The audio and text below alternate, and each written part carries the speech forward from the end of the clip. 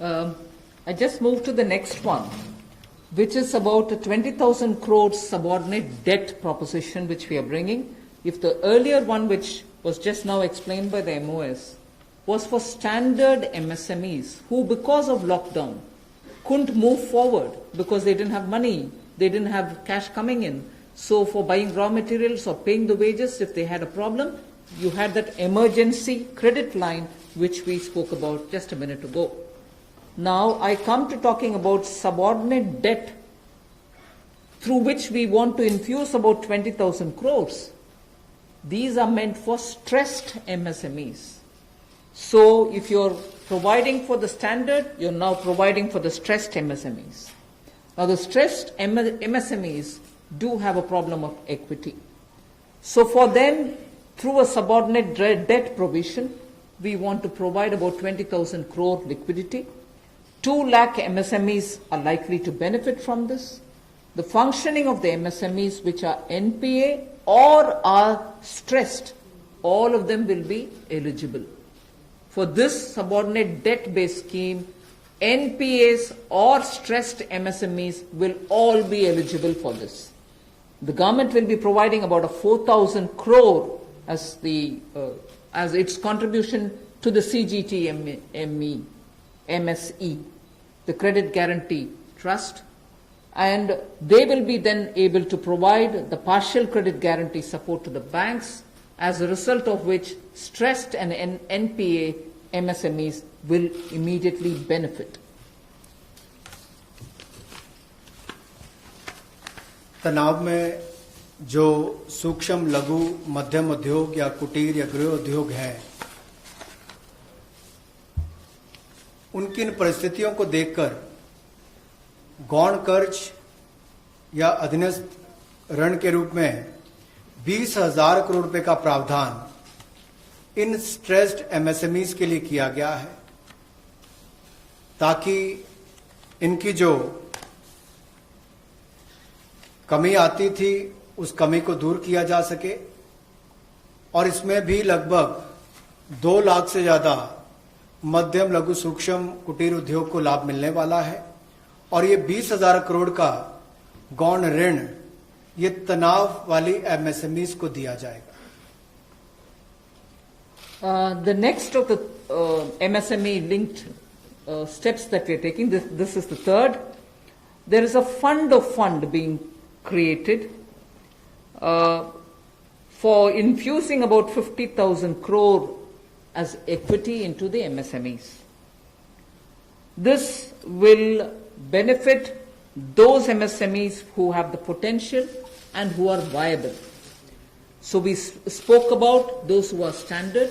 We spoke about those who are NPAs and stressed. Now I'm talking about MSMEs who may be doing viable business and who need hand-holding because of the situation thanks to the COVID. So this fund with a corpus of 10,000 crores through mother fund and daughter fund framework will be able to provide the growth potential MSMEs greater support, and this we think will help MSMEs to expand their capacities, and this will also encourage them eventually to get listed in the markets which they can choose. जो मध्यम लघु सूक्ष्म उद्योग अच्छा कर रहे हैं, विस्तार करना चाहते हैं, आगे बढ़ना चाहते हैं, लेकिन उनके आकार को बढ़ाने की, क्षमता को बढ़ाने की सुविधाएं नहीं मिल पाती थी, तो उसके लिए फंड्स ऑफ फंड्स का प्रावधान किया गया है। और इस फंड्स ऑफ फंड्स के माध्यम से 50,000 करोड़ की इक्विटी इन्फ्यूजन होगी, ये हम करने जा रहे हैं। इससे इन सभी अच्छा काम करने वाले मध्यम लघु सूक्ष्म उद्योगों को अपना आकार और क्षमता बढ़ाने का अवसर मिलेगा। The next one is something which all of us have been waiting for a long time, about the definition of MSMEs. I'm sure you heard from several sources that this discussion has been going on.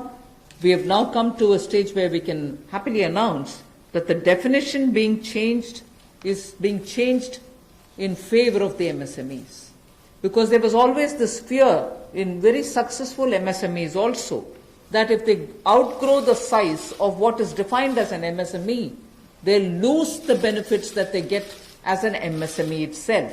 So outgrowing this definition meant outgrowing and going out of receiving benefits. Therefore, MSMEs preferred to remain within the definition rather than grow. Now what we are coming with is a change in the definition of MSME so that they need not worry about growing in size. They will still be able to get quite a lot of benefits which otherwise as an MSME they had got. So now how do we change it? I told you why we are changing the definition. How are the changes being brought about? What exactly is the change which is coming in? The change is that investment limit which defined an MSME is being revised upwards. So you can be a slightly more larger invested company, but you're still going to be considered only as an MSME. And then I'll come to the amounts which is shown in the chart there. But the idea is, even with an increased investment, you'll still be defined only as an MSME. You shall not get out of the benefit which is given to you as an MSME. Second is, additional criteria to define an MSME is being brought in. And that criteria is based on turnover. So that is being brought in newly now. Earlier it was only investment size. Now investment size and or additional turnover size is being brought in. And earlier, the distinction which prevailed between manufacturing unit, and therefore their definition was on slightly different account. Service units, their definition was on slightly different criteria. Now that differentiation between manufacturing and service MSME are being removed. Manufacturing MSME or service-based MSME shall all be defined similarly. And then, therefore, the chart that is there before you will tell you what was earlier and what is now. What was earlier defined with an investment of 25 lakh as micro unit will now have investment allowed till 1 crore. So they'll still be called a micro unit even if the investment is up to 1 crore. Now, in that, service investments of 10 lakhs were called as micro earlier. Now, because the distinction is removed, service also will have the benefit of being called a micro unit even if the investment is 1 crore. Over and above it, I did say that in addition to investment as a definitional criteria, we are bringing in the criteria of turnover also. So now your investment can be up to 1 crore and your turnover can be up to 5 crore. You shall be called as micro. This or that. Your investment can be 1 crore and your turnover can be 5 crore. Up to 5 crore, you will be micro enterprise. And so on. So small will be up to 5 crore, manufacturing enterprise. Services was up to 2 crore. Now the definition is changed to 10 crores and 50 crores. Investment and turnover, and so on. The table explains it.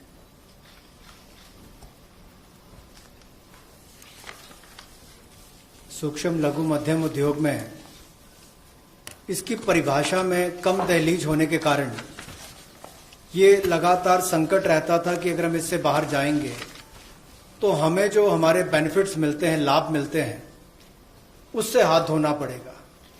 और यही कारण था कि हमारे कुटीर सूक्ष्म लघु उद्योग कभी बड़ा बनने का सपना नहीं देखते थे, और सपना देखते भी थे तो ये जो सीमा इसके लिए रखी गई थी, कम दहलीज थी, इसके कारण ये बड़े नहीं हो पाते थे। और कहीं ना कहीं जो आज कंपटीशन है उसमें फिर ये बहुत पीछे रह जाते थे।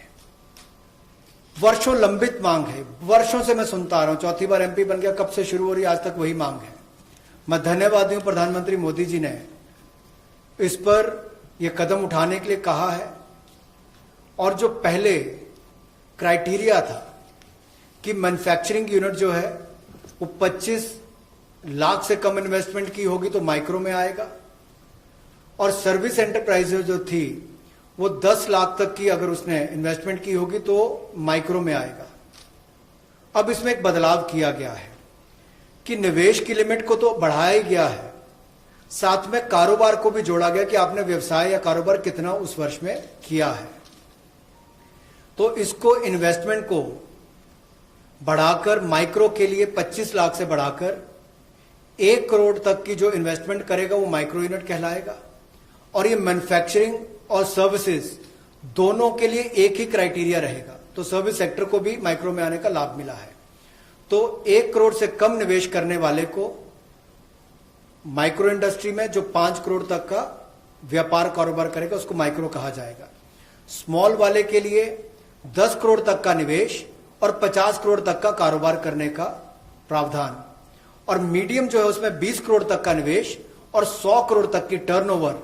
तो आप कल्पना कीजिए कि कल तक जो शायद मीडियम वाले के लिए आता था वो आज आपके स्मॉल वाले के लिए भी उससे बेहतर ऑप्शंस आकर खड़ी हो गई। तो इससे हमारे कुटीर, सूक्ष्म, लघु, मध्यम उद्योग को बहुत बल मिलने वाला है। एक और बैंकों का हाथ पकड़ना, पैसा देना, दूसरी तरफ से डेफिनेशन चेंज करके उनके आकार और क्षमता को बढ़ाने का अवसर देना, ये अपने आप में क्रांतिकारी कदम इस दिशा में लिया गया है। I move to the fifth step in the MSMEs. I said total 6 measures are getting announced today. Of the 6, the fifth one is that for government procurement, tenders up to 200 crores will no longer be on global tender route, meaning global tenders will be disallowed in government procurement for tenders up to 200 crores. Why is this being done? Majority of the MSMEs in India were unable to supply those big mother units, as you may call, big, large companies, who they were serving all the while. Suddenly the conditions became, based on the global tenders, unmatchable by our MSMEs. So they were disqualified from supplying to companies for whom they actually grew as ancillary units. As a result, many of our MSMEs were not anymore able to participate in supplying products to many of these large units. So by bringing this condition now, we are saying for global tenders worth 200 crores or less, particularly for government procurement, they need not be global tenders at all. So this will make MSMEs do their business with a lot more confidence and carry on with it. Self-reliant India will also then be able to serve Make in India, because small units can now be participant in government purchases. पिछली 2 slides में भी आपने देखा होगा कि कुटीर, सूक्ष्म, लघु, मध्यम उद्योग के लिए जो बड़े कदम उठाए गए हैं, 3 लाख करोड़ के कोलेटरल फ्री और कोई नई गारंटी दिए बिना एक और से ऋण उपलब्ध करवाना, उसके अलावा जो बाकी कदम उठाए गए और उनकी परिभाषा बदलने का काम भी किया गया, तो ये कदम उससे एक और स्तर ऊपर है कि ये सब बदलने के बाद उनको कामकाज जब मिले तो कंपटीशन में कहीं ना कहीं अनफेयरनेस जो होती थी उसमें हमारे लोकल उद्योग वो पीछे रह जाते थे। तो लोकल को बल, लोकल से ग्लोबल तक जाने की बात जो कल तक प्रधानमंत्री जी ने कही, उसी दिशा में एक ये कदम है। लोकल के लिए वोकल भी, लोकल को बल भी, लोकल से ग्लोबल भी। तो ये इसीलिए ग्लोबल टेंडर जो हैं ये 200 करोड़ तक से कम वाले जो हैं, इसमें यानी कि 200 करोड़ से कम वाले में ग्लोबल टेंडर्स नहीं होंगे। इसमें हमारे सूक्ष्म, लघु, मध्यम उद्योग को लाभ मिलेगा और कहीं ना कहीं आत्मनिर्भर भारत की जो हम बात करते हैं उस दिशा में कदम ये भी उठाया गया है। the sixth step towards MSMEs is post-COVID, trade fairs, exhibitions are going to be very difficult. So we shall ensure that e-market linkage is provided across the board for all these MSMEs so that they're able to find their market easily in the absence of being able to participate in trade fairs which cannot be held in this environment. Also, very importantly, Government of India and also CPSEs, where there are receivables by MSMEs, we now announce that within the next 45 days, all their receivables will be cleared. The CPSEs and Government of India will honor every MSME receivable within the next 45 days.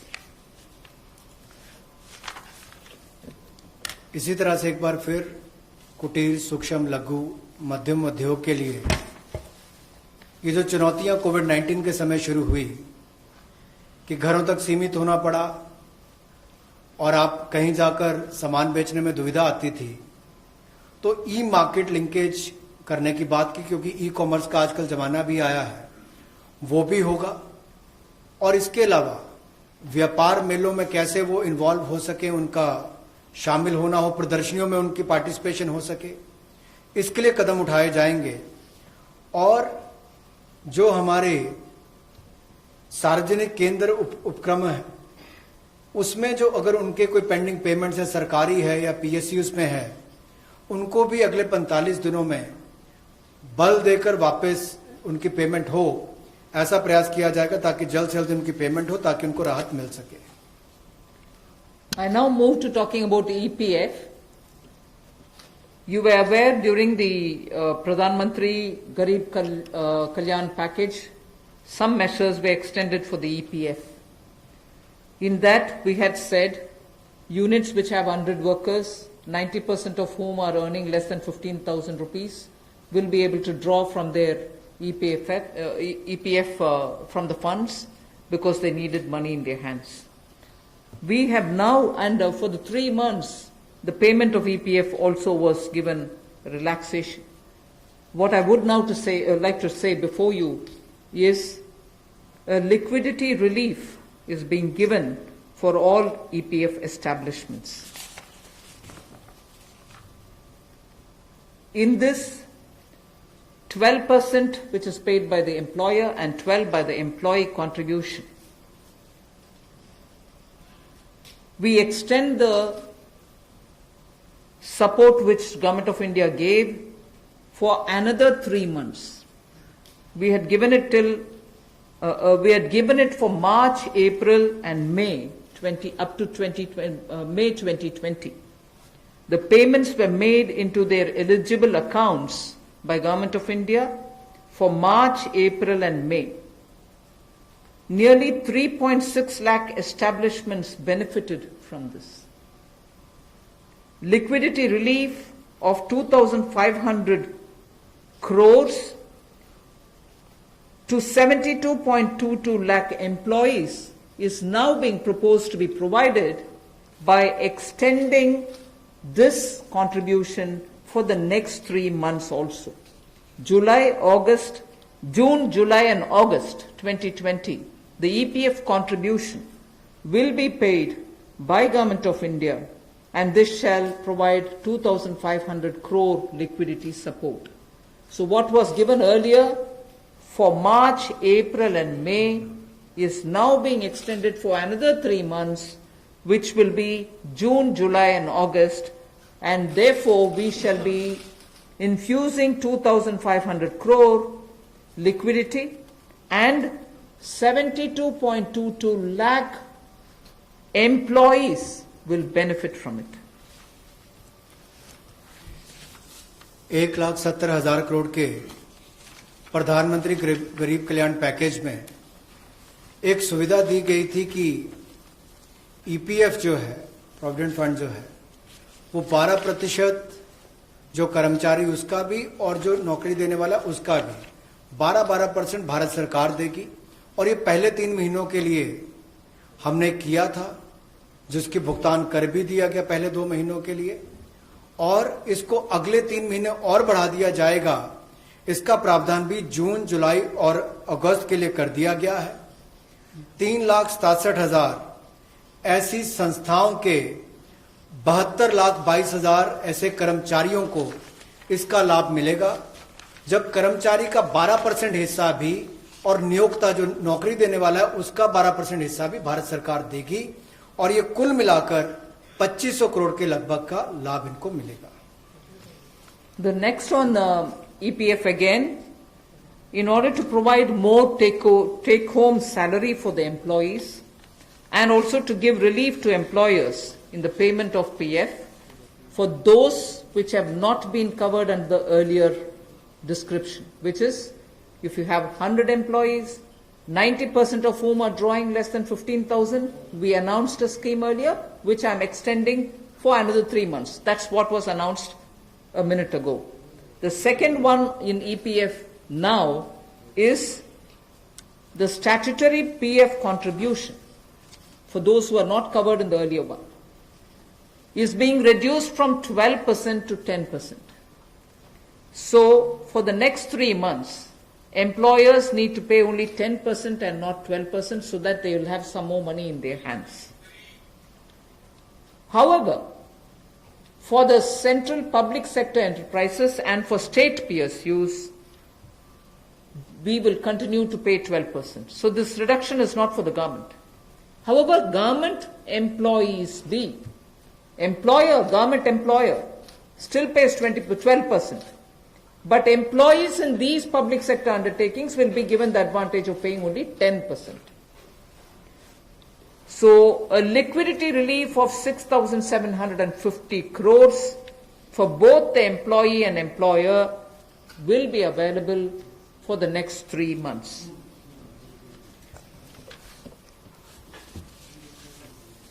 एक और प्रावधान, क्योंकि आज के समय पैसा कर्मचारी के हाथ में भी कैसे ज्यादा हो, इसमें भी एक बड़ी राहत देने का प्रयास इसमें किया है कि जो ईपीएफ कंट्रीब्यूशन है, जो उनका ईपीएफ का योगदान है, वो ऐसे संस्थानों के लिए और कर्मचारियों के लिए 12% से कम करके 10% अगले 3 महीनों के लिए किया गया है। इससे कर्मचारी भी और संस्थान दोनों को लाभ मिलेगा। लेकिन जो सरकारी हमारी संस्थान है, सेंट्रल पीएससीज हैं, इनके लिए 12% ही रहेगा, उसमें कोई बदलाव नहीं किया गया है। तो इससे कुल मिलाकर 6,750 करोड़ रुपए का लिक्विडिटी सपोर्ट इनको मिलेगा और एक तरह से 6,750 करोड़ रुपया ज्यादा इनके हाथ में आएगा। The next one is about non-banking financial companies, housing finance corporations, and microfinance institutions. We have been hearing, in spite of a lot of steps which the RBI took, in spite of all the provisions that we made between the July budget and the February budget, it was felt that the NBFCs were not able to get enough resources. And particularly some NBFCs which were not very highly rated had particular difficulties in comparison to the others. So, Government of India now launches a 30,000 crore special liquidity scheme. Under the scheme, investment will be made in both primary and secondary market transactions where investment grade debt papers, this is not infusing equity, this is taking and buying debt papers of NBFCs, housing finance corporations and microfinance institutions, and not high quality debt papers, they can be investment quality also. So this we expect will have an impact on those struggling NBFCs who need money to carry on with business, and these NBFCs are also those who have been funding MSMEs. So in order for these NBFCs to keep their network of MSMEs served, this infusion is absolutely necessary. And these securities with which you're going to buy these debt papers will be fully guaranteed by Government of India. They will be fully guaranteed by Government of India. We hope that this will also bring in a lot of difference for NBFCs who have access to small and micro units, and therefore we want to ease the flow of credit through these NBFCs who have only not so good debt papers in their hands. गैर banking वित्तीय कंपनियां NBFCs या फिर हमारे housing finance companies और micro finance institute, इन सब के लिए जो इनके पास लिक्विडिटी की कमी आती थी, धन का अभाव होता था, उसके लिए ये नई योजना लेकर आए हैं जिसमें 30,000 करोड़ रुपए का विशेष तौर पर प्रावधान किया जाएगा। स्पेशल लिक्विडिटी स्कीम ये होगी जिससे इनके धन की आपूर्ति भी होगी और इसके माध्यम से जहां एक और हाउसिंग सेक्टर को बल मिलेगा, एमएसएमई सेक्टर को बल मिलेगा, उसका भी लाभ हमारी अर्थव्यवस्था में और नीचे आम आदमी को पहुंचेगा और इसका पूरी तरह से गारंटी भारत की सरकार देगी। The next facility also for the NBFCs is to give 45,000 crore liquidity infusion through a partial credit guarantee scheme for the NBFCs in particular. This is an existing scheme, but we are expanding its scope. Expanding its scope only because it will now cover borrowings such as primary bond issued, the commercial papers. So all these will constitute the liability side of the balance sheet, but we are getting into that area also. But in this case, as different from the previous one, 20%, the first 20% loss alone will be borne by the guarantor, which is Government of India. The first 20% loss. So in this again, AA rated papers below and also below that will all be included. Even unrated papers will be eligible for investment. This we think will help many of the microfinance institutions, and with this, if money goes into their hands, even based on unrated papers, we guess they will have liquidity to reach out to the MSMEs who may be in the far-flung areas. जहां पहली 30,000 करोड़ की liquidity guarantee scheme लेकर आए थे, liquidity scheme लेकर आए थे NBFCs के लिए, एचएफसीज और एमएफआईज के लिए, वहीं पर अब आंशिक ऋण गारंटी योजना ये लगभग 45,000 करोड़ रुपए की एनबीएफसीज का इसमें प्रावधान किया गया है। इसमें भारत सरकार गारंटर होगी, जो 20% का नुकसान इसके द्वारा सहन किया जाएगा, वहन किया जाएगा।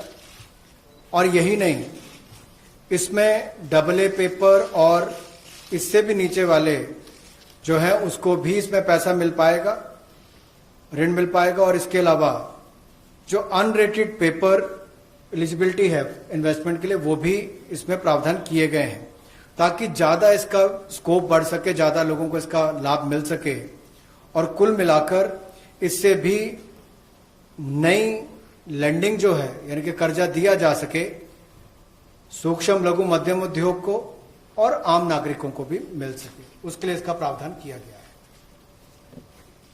I move over to talking about the DISCOMs. DISCOMs today are facing unprecedented cash flow problems. They desperately need help. Otherwise, they are unable to pay the power generating companies. You know, all the states, DISCOMs are in serious crisis.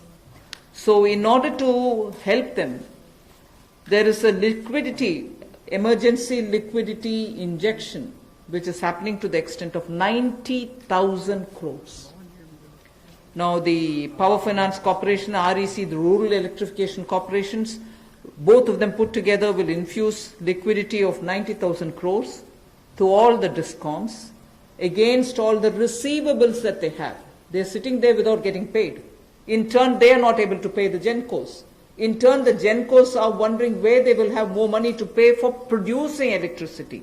And at a time when we are talking about Atmanirbhar Bharat, at a time when we are also rightly claiming the credit for having made India a surplus power generating country, we've reached a stage where DISCOMs don't have money because they're sitting with receivables.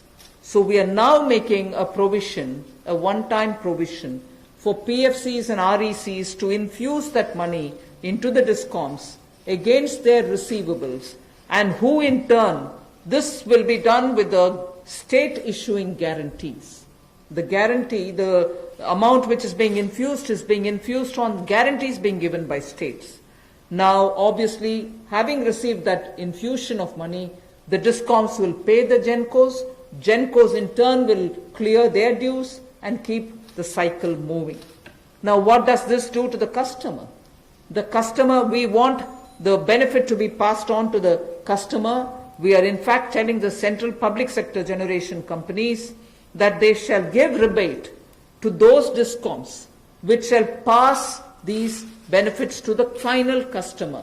So we are making it clear to the central public sector generation companies that on receiving the money from the DISCOMs, they should be able to pass it on again back to the consumers. So this is a one-time infusion of liquidity for cash desperate DISCOMs.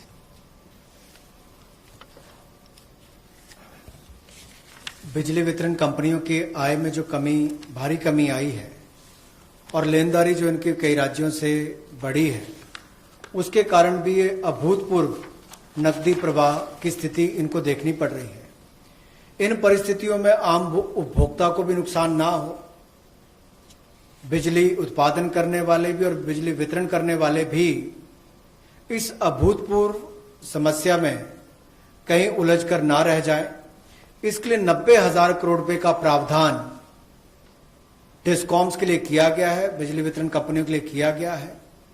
और ये 90,000 करोड़ रुपया जो बिजली वितरण कंपनियों को दिया जाएगा, वो पावर फाइनेंस कॉरपोरेशन और रूरल इलेक्ट्रिफिकेशन कॉरपोरेशन के माध्यम से दिया जाएगा। ऐसे ही देश विदेश की सभी प्रमुख खबरों को देखने के लिए सब्सक्राइब करें सनातन आवाज चैनल को और बेल आइकन जरूर दबाएं।